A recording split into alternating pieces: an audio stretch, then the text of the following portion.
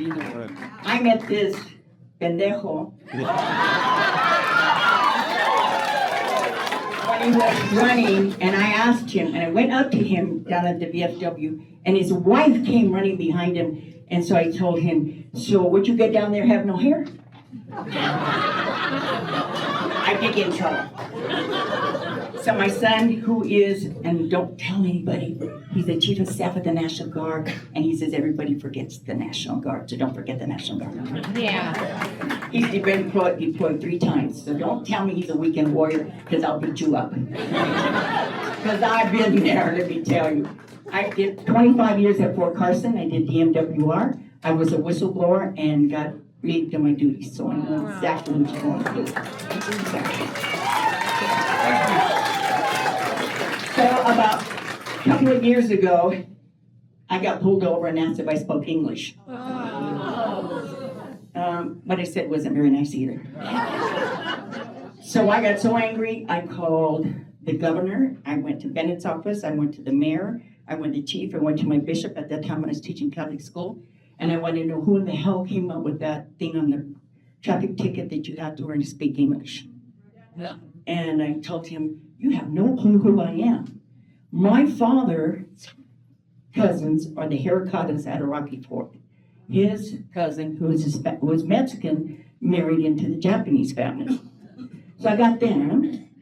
Then I got my beautiful brother-in-law who's from Iowa, so I got them. Then I got my beautiful niece who's married a black man from New York, so I got them. So I got everybody in my family.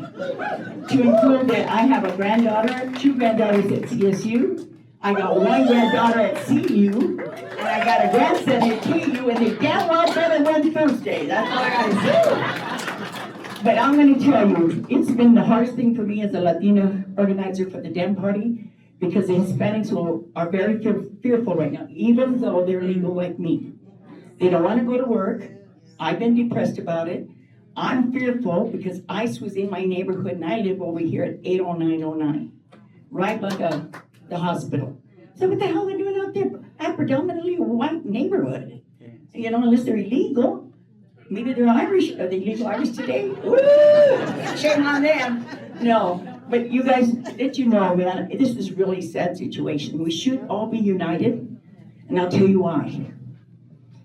53 years ago, I put my brother in the ground from Vietnam.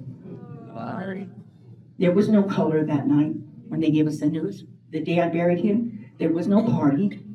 There was nothing. I was an 18-year-old little girl screaming my lungs out, giving back my brother.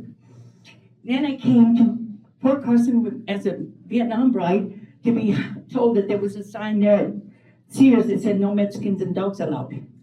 Oh. And I've never given up. I'm always going to be an American. My grandfather said, "Tienes a votar, Gloria, democracia, and I always have.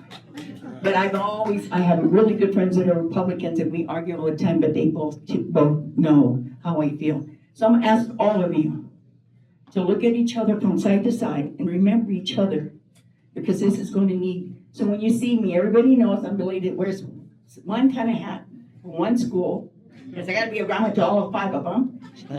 You all know my long hair I can't cut, because I'm also the chief of my tribe. So.